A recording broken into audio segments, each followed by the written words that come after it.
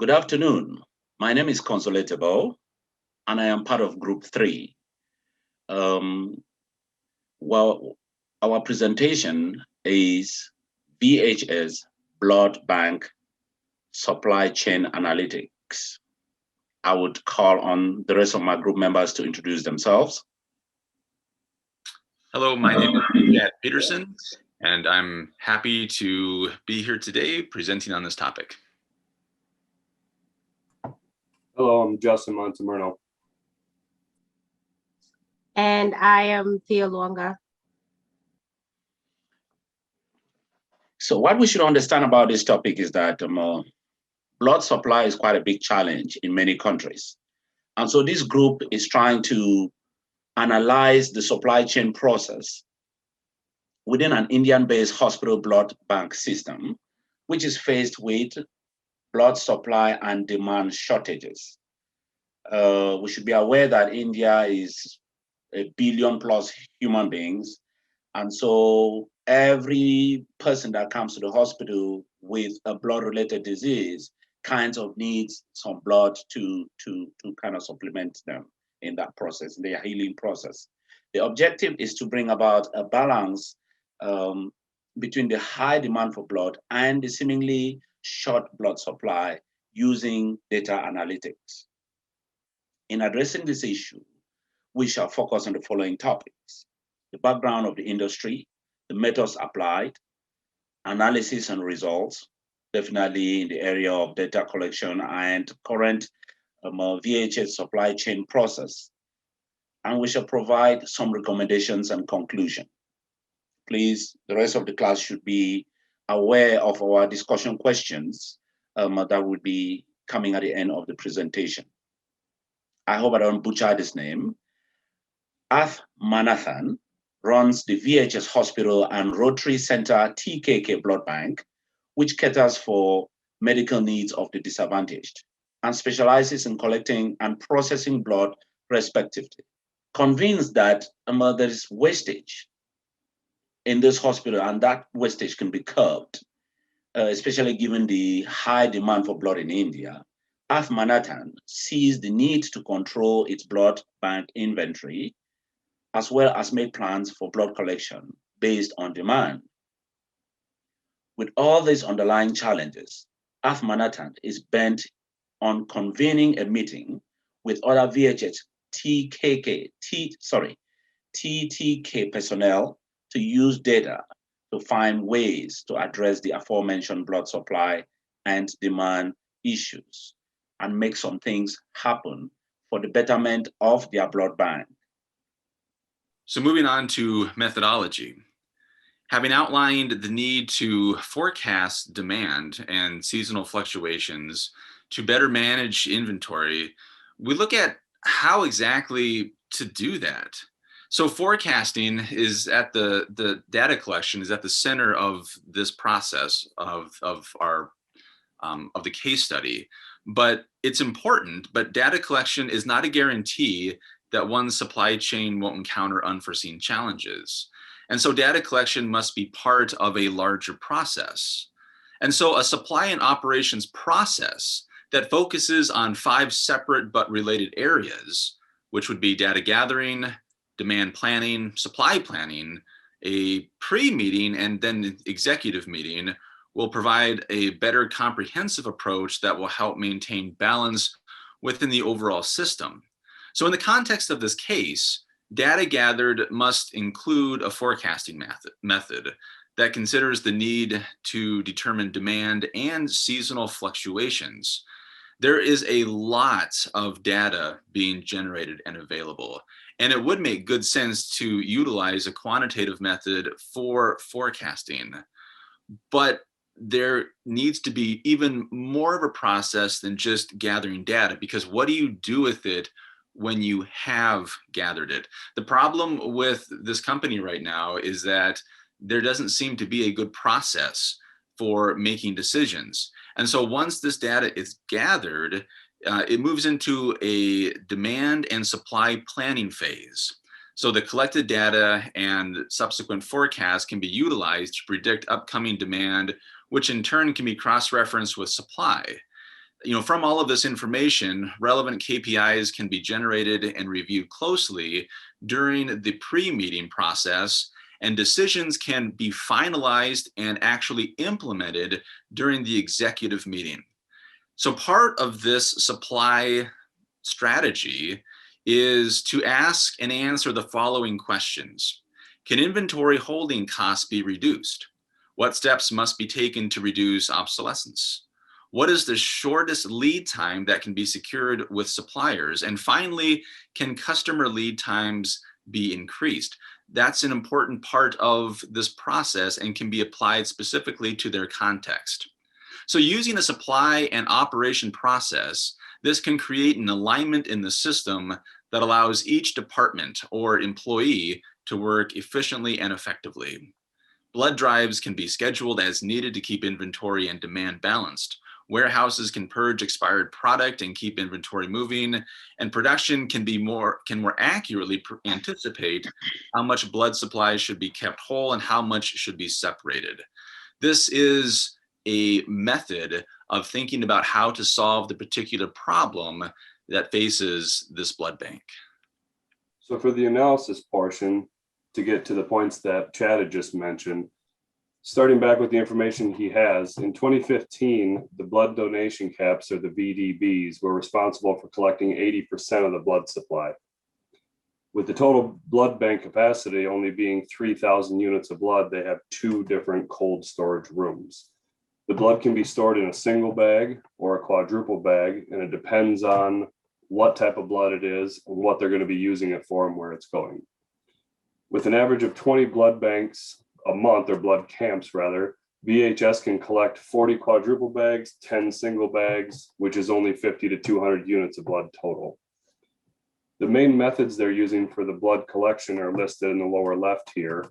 Like I said, the VBD is 80%, with the rest going to the other 3 here. Direct blood donations are relatively low. They're donated for only family or friends.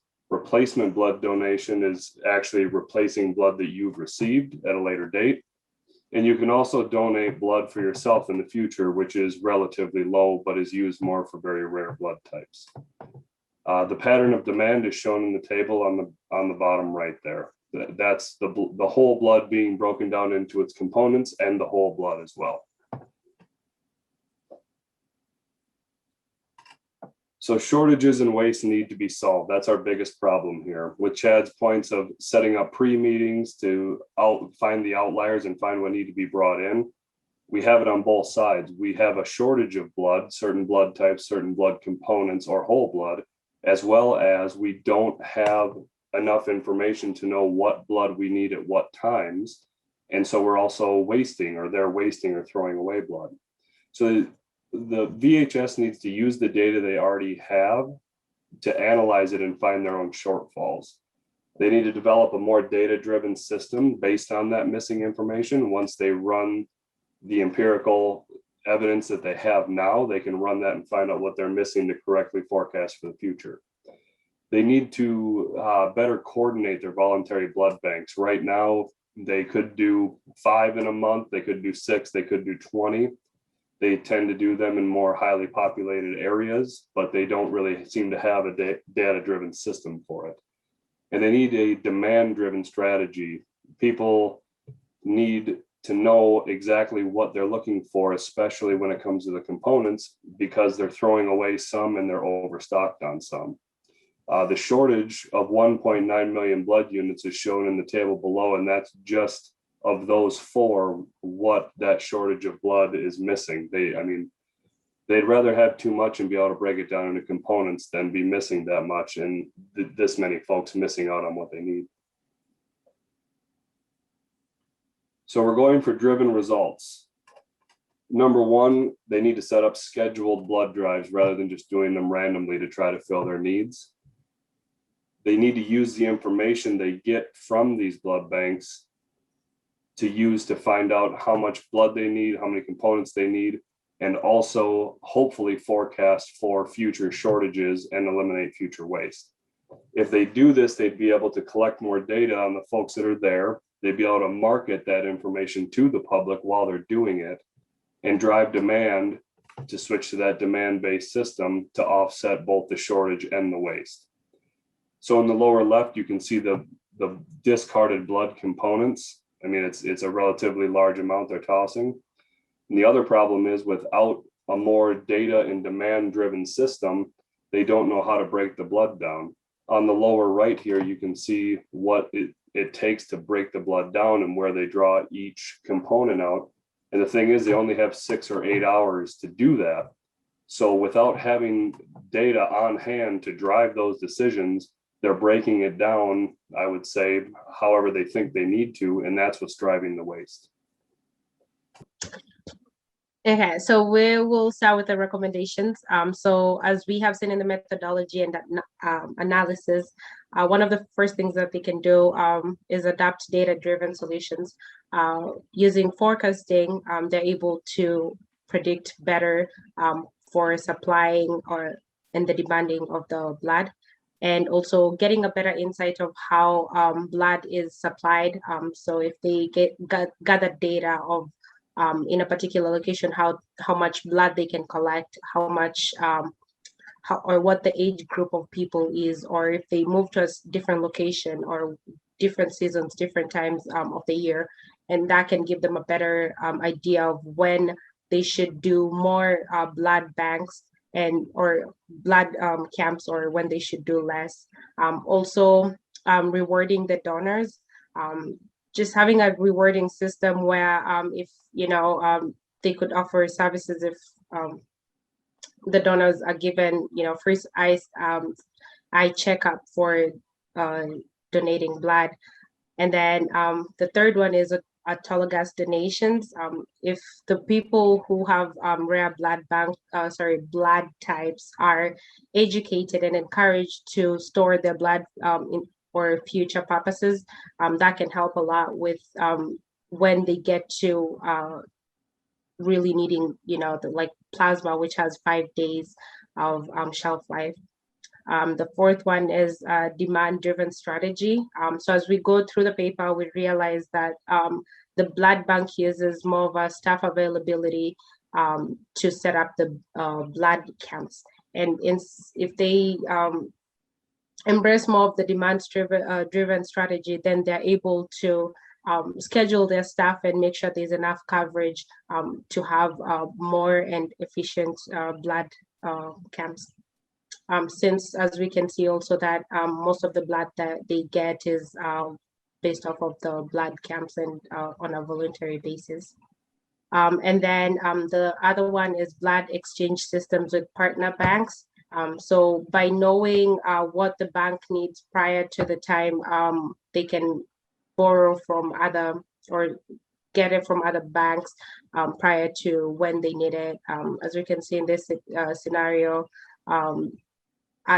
Nathan had an issue with trying to call other blood banks and not getting the plasma or the platelets that he needed. But if he knew that or forecasted that this was going to be an actual issue, he could have done calling or looked for other options prior. In conclusion, we can see that blood banks do have an issue with supply and demand in balancing that out. And this is mostly because of them utilizing volunteering-based donations.